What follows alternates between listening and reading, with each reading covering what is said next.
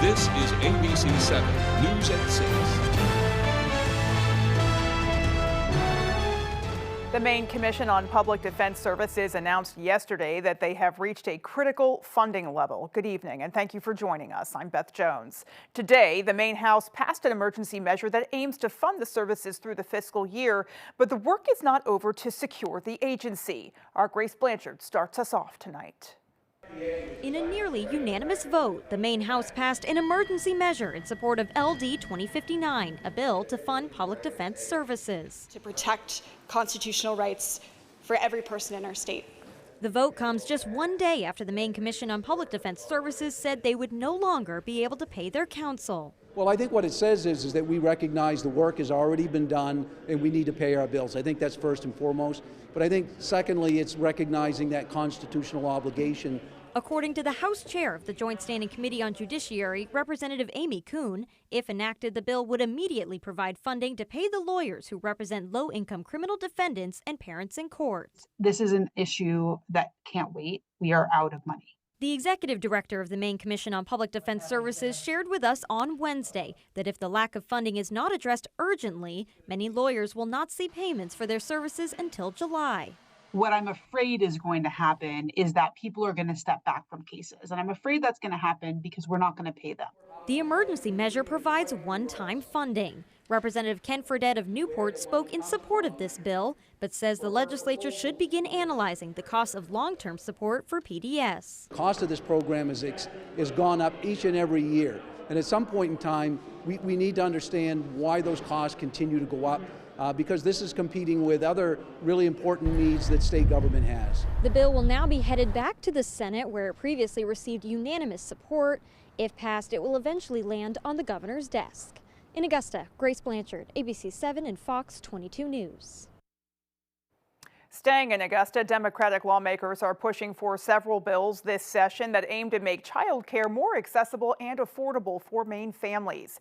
Senate President Maddie Daughtry outlined 3 bills she is introducing this session. The measures aim to provide financial support to low-income and vulnerable families in need of child care, strengthen the child care workforce, and establish a grant program that would allow schools and child care providers to partner on meal delivery programs. Senator Daughtry says these proposals align with the needs that she heard directly from child care centers, educators, and parents during her statewide child care tour this summer.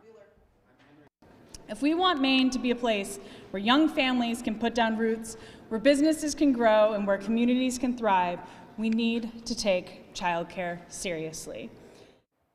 The bills are part of the Lower Costs, Stronger Communities policy package unveiled at the start of the legislative session.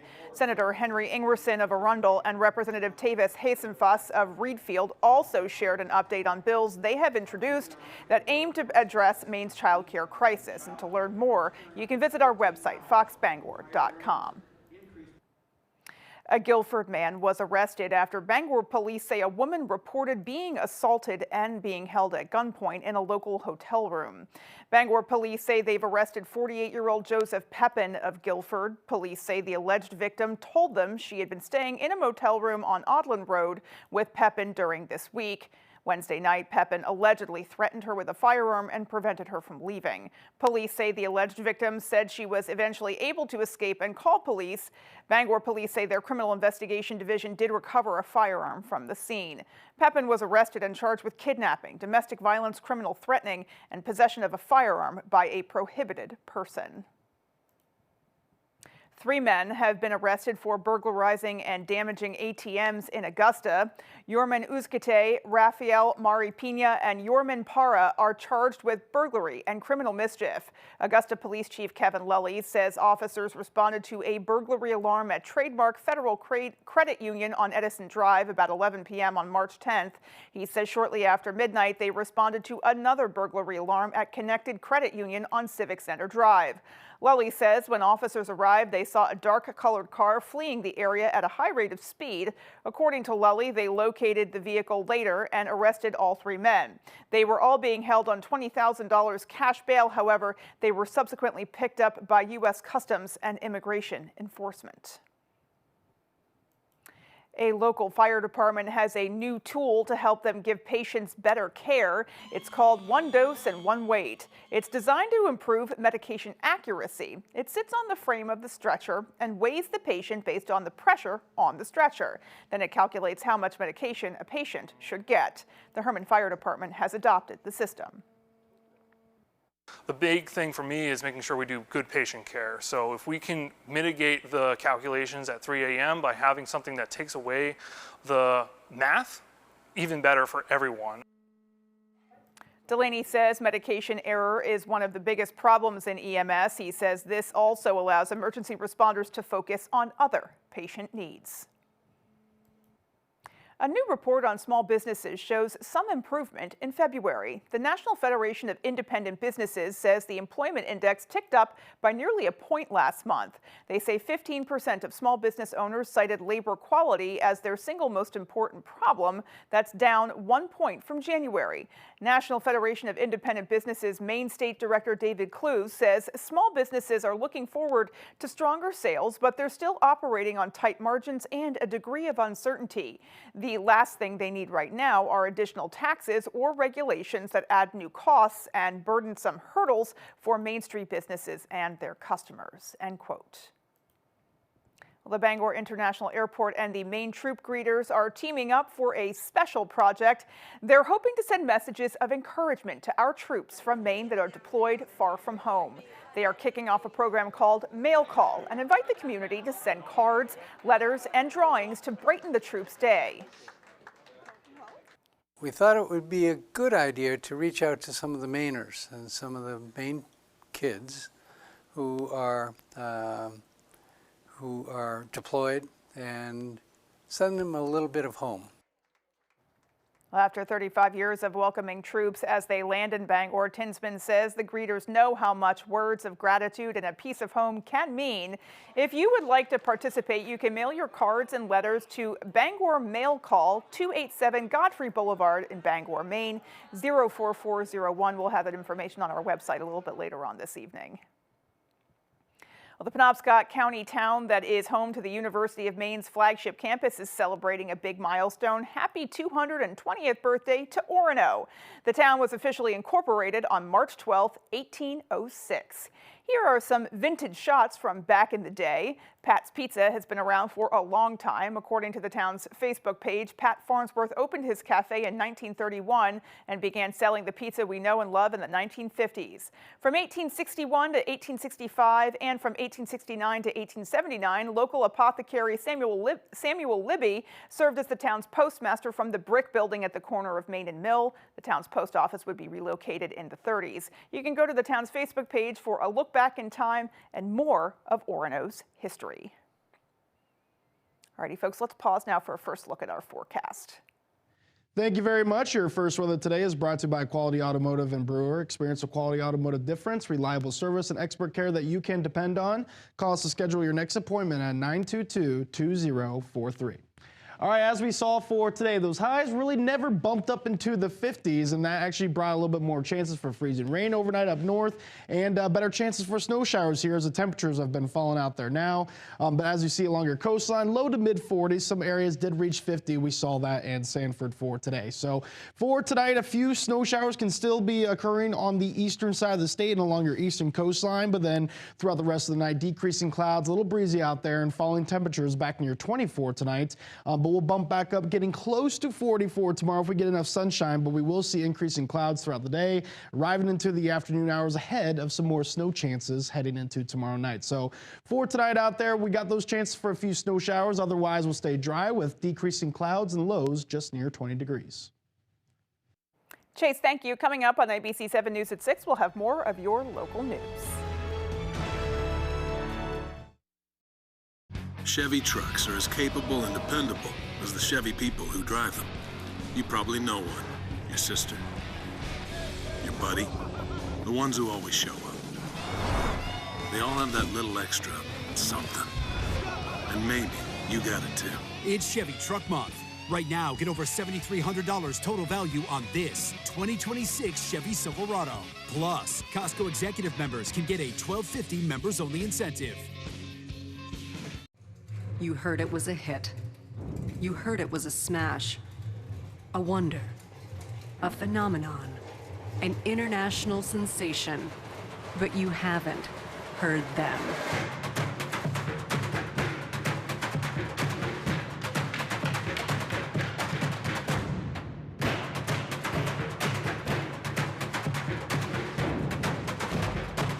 March 16 at the Cross Insurance Center. Get your tickets today. Who has the best kept secret in Penobscot County? We do! Welcome to Maple Lane Farms, a fifth-generation family farm that's committed to providing you with the best quality products. Our farm-raised local and sustainable meat is flash frozen to lock in the freshness and natural flavors. Experience the top-notch quality of our meat that's naturally raised without any antibiotics or hormones. Get the best of both worlds, quality and affordability. Try Maple Lane Farms today, the candy store for the carnivore. Nice sleep center, Bob. But what's a Bobopedic? I could tell you, but I'd rather show you. Oh, Bob's got a feel for your budget. They deliver right to your door. With 30 years of sleep experience, the best warranty, and so much more. Bob's Bobopedic, from your head down to your feet, it feels like no mattress you felt before. Wow! Uh-oh. Bob's Bobopedic. You're watching ABC 7 Bangor.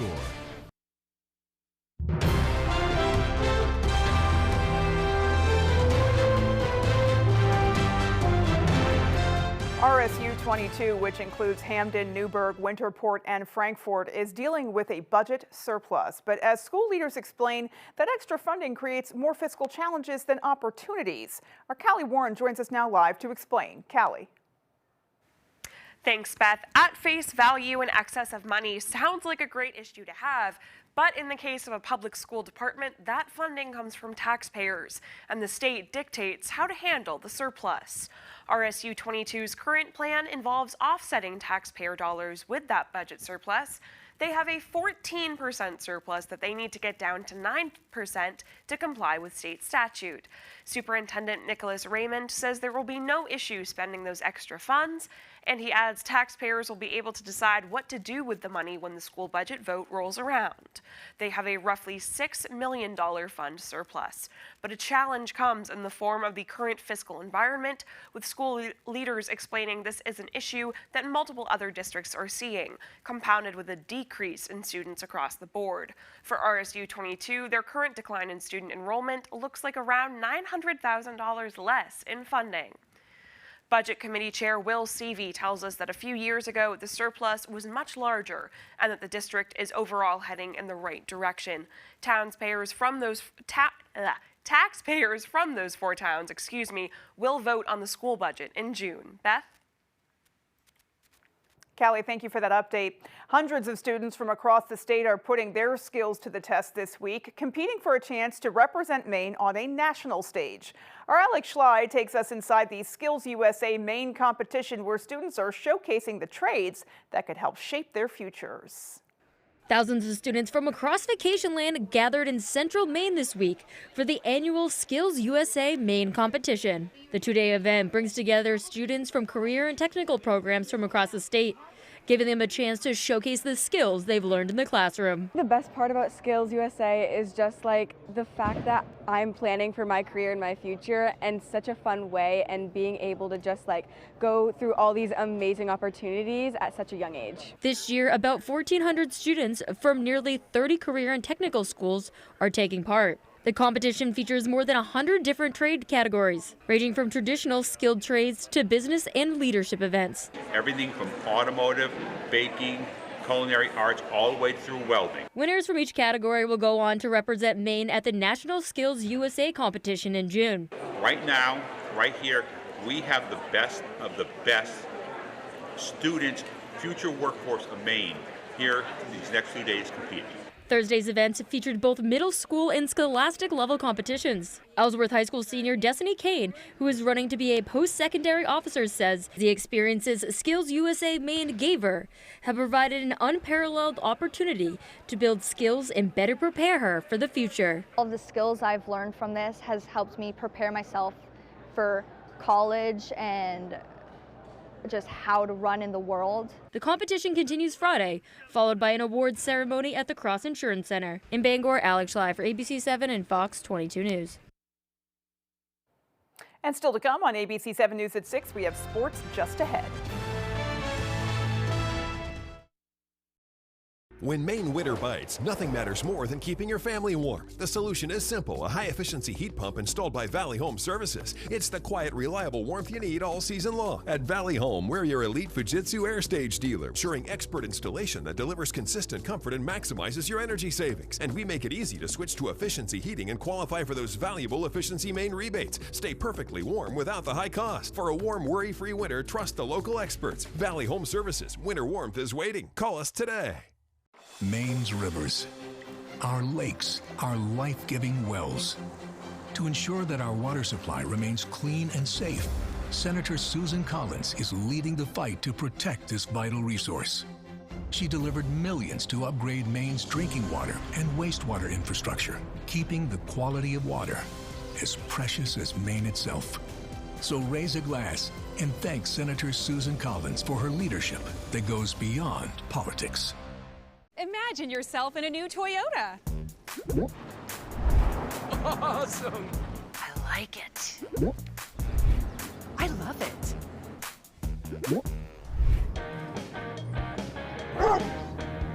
Now, from the longest-lasting brand, you could get an affordable $279 a month lease on an all-wheel drive Camry hybrid with a total contract cost of $14,764.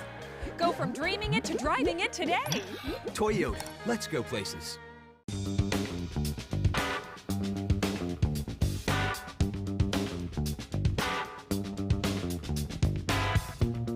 Roto-Rooter has served the greater Bangor area and beyond for 35 years, offering plumbing, hydrojetting, snaking, descaling, video inspection, and grease interceptor cleaning services. For all your residential and commercial clogs, call Roto-Rooter today, 990-1234. And away go troubles down the drain. Roto-Rooter. ABC 7 and Fox 22's Jack Webb named Maine's Sportscaster of the Year by the National Sports Media Association.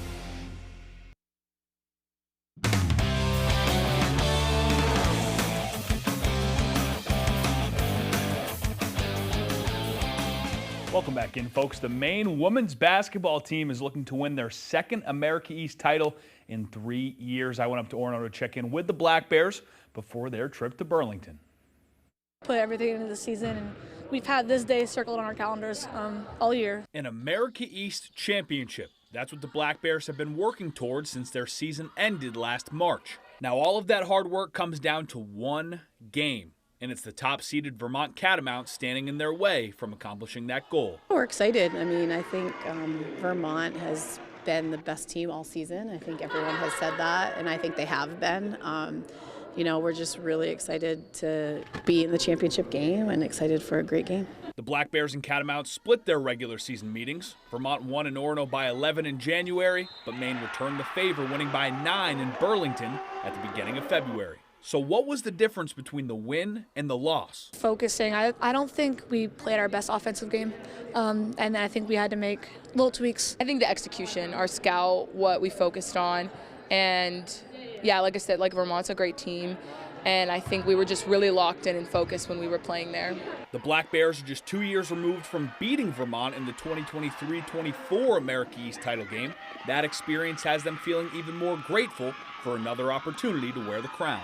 You know, there are some coaches that are in this profession for a very long time and have never had that experience. And so for us to have had that experience before, we don't take it for granted. We know how hard it is, and just a sense of gratitude that our players are able to feel it because it's such a special feeling. Those past champions are ready to put it on the line yet again, knowing this is their last shot. This team, we've worked so hard, and I'm proud of how far we've got, right? But I don't think we came this far just to get this far, so I'm really excited for this game and what we have to show, like what we're going to show. This is it, and I don't want to leave this place with any regrets. And you know, you might have a little regrets here and there. It's 4 years, it's a long time, but in my last month of playing for this team, I don't want to say like what if. And I think I'm just going to leave it all out there and do it for the state of Maine, do it for this conference, and do it for this team. The America East Championship tips off Friday at 5 p.m. on ESPNU. From Orono, Jack Webb, ABC 7, Fox 22 Sports. Our Max Stern will be live in Burlington, bringing you all the coverage on Friday night. The World Baseball Classic is about to begin elimination play with the quarterfinals starting this Friday. So let's go ahead and take a look at the current bracket. First game up is Pool D winner Dominican Republic taking on Korea on Friday at 6:30, followed by what seems to be the matchup of destiny in this Battle of Nations series is Pool A winner Canada will host the United States at 8 p.m. in Miami. Fast forward to Saturday, Pool B winner Italy will take on Puerto Rico at 3 p.m. and Japan will host Venezuela at 9.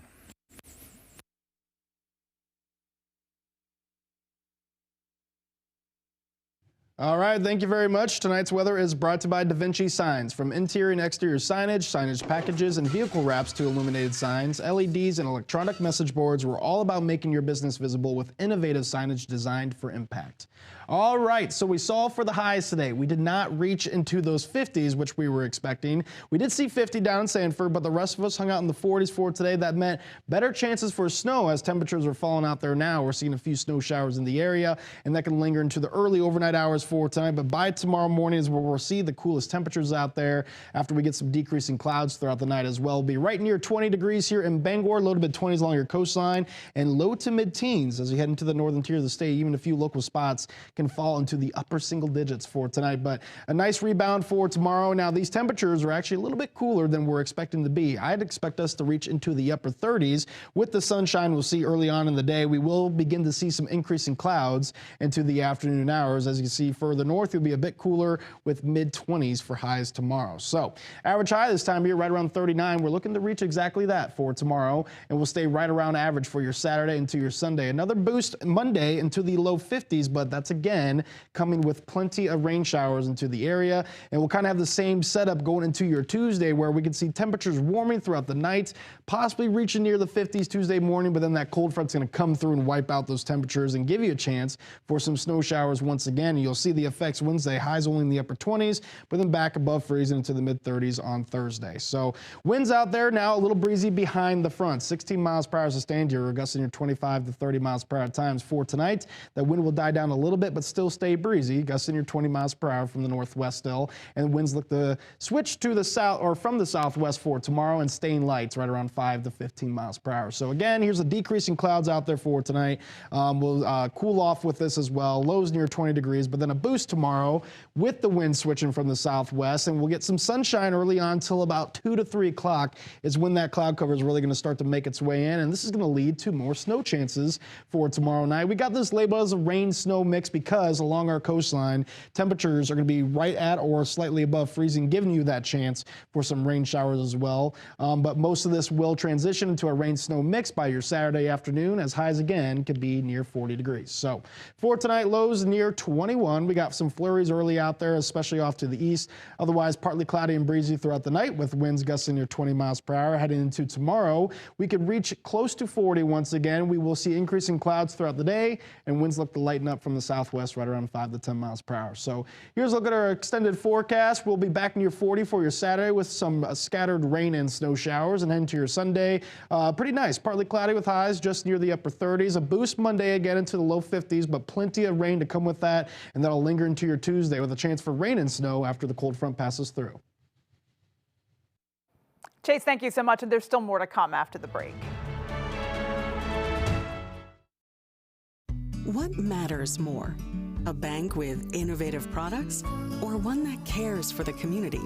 At Bangor Savings Bank, we think it's both because our innovation helps customers build stronger credit, earn rewards when shopping local, give teens independence and financial experience, and simplify business with local solutions. So what matters more? You. Everyone deserves to be connected. Big cities, small towns, everywhere in between. And staying connected shouldn't break the bank. That's why T-Mobile and US Cellular have joined forces. And now that we've combined networks, T-Mobile covers more places than ever before. America's best network just got bigger. Join now and your plan price is guaranteed for 5 years. T-Mobile and US Cellular, better together. I'm Jonathan Bush. I've made my career disrupting the status quo, creating jobs, and helping people achieve their American dream. Jonathan Bush. He's a veteran, a conservative leader, and Maine job creator. Maine needs big change. State spending is out of control. We need to audit Augusta, reduce waste, cut income and property taxes. I will shake up Augusta. I'm Jonathan Bush. I look forward to earning your vote. At Ashes to Ashes Pet Crematory, we understand your pet is family. When it's time to say goodbye, you deserve compassionate, respectful care. We're a family-owned crematory in LaGrange, offering private cremation for dogs, cats, and even exotic pets. You'll meet the caring people who handle everything from start to finish. Visit our office to see our selection of urns and memorial jewelry for pets and people. You do have a choice in where your pet is cremated. Call Ashes to Ashes Pet Crematory today. We're here when you need us most. Please call us for pricing of services.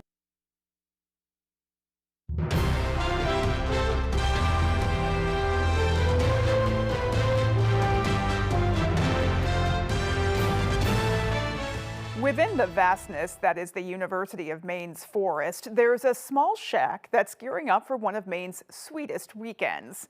Our Doug Banks and chief photographer Dave Simpson bring us inside the Thomas J. Corcoran Sugar House in Old Town.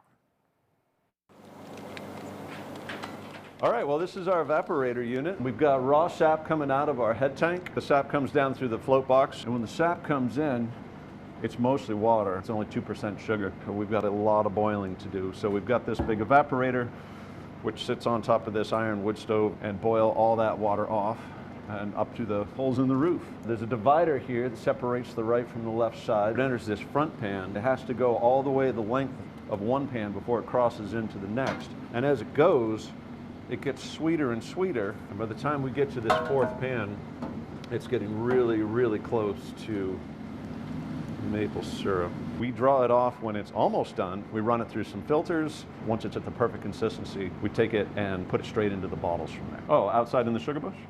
Yes, that's how we collect the sap out of the individual trees. On a spot like this one where we don't have any real topography to work with, we have to put individual buckets on trees, physically walk to each tree on snowshoes with collector buckets, pick the sap out of each one, and carry it back to a collector trailer. Common misconception that you have to use sugar maple.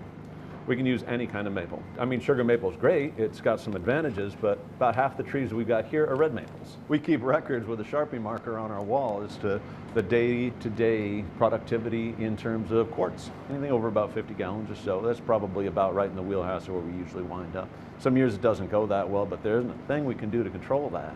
For me, it's all just this horrible time of year. There's mud everywhere, and you produce this absolutely beautiful, magical thing just by taking sap out of a tree and boiling it. Crack that valve, and there's that stream of perfect syrup coming out of that. I don't care who you are, everybody just stands there and watches that. It's amazing.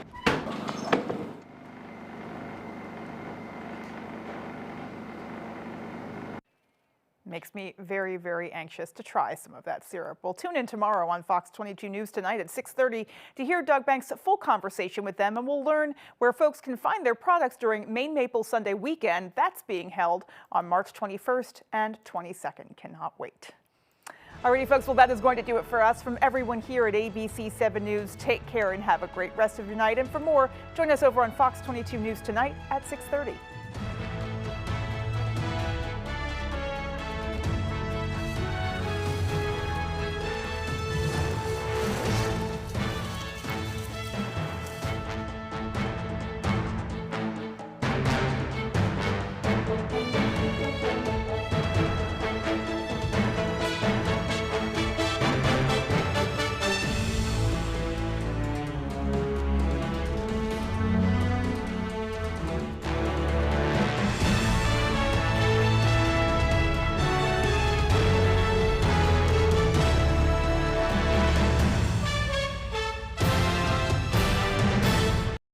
Tonight, Iran attacking ships in the Strait of Hormuz, the growing threat to the oil supply. This heater.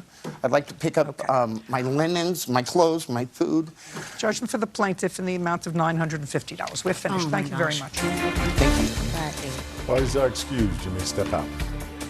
Judge Judy continues in a moment. And on the next Judge Judy.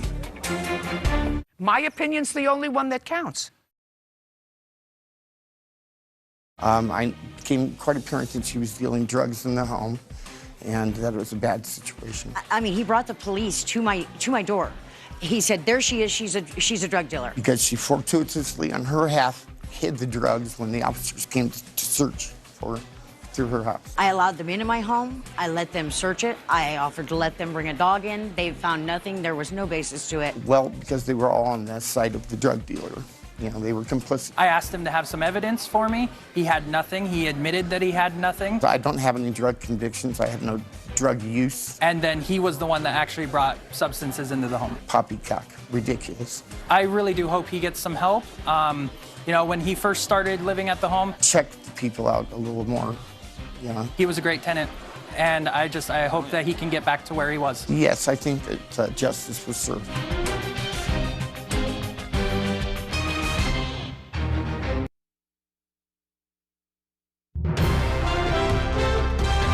This is Fox 22 News Tonight. The Maine Commission on Public Defense Services announced yesterday that they have reached a critical funding level. Good evening, and thank you for joining us. I'm Beth Jones. Today, the Maine House passed an emergency measure that aims to fund the services through the fiscal year, but the work is not over to secure that agency. Our Grace Blanchard has details. In a nearly unanimous vote, the Maine House passed an emergency measure in support of LD 2059, a bill to fund public defense services. To protect constitutional rights for every person in our state. The vote comes just one day after the Maine Commission on Public Defense Services said they would no longer be able to pay their counsel. Well, I think what it says is that we recognize the work has already been done and we need to pay our bills. I think that's first and foremost. But I think secondly, it's recognizing that constitutional obligation. According to the House chair of the Joint Standing Committee on Judiciary,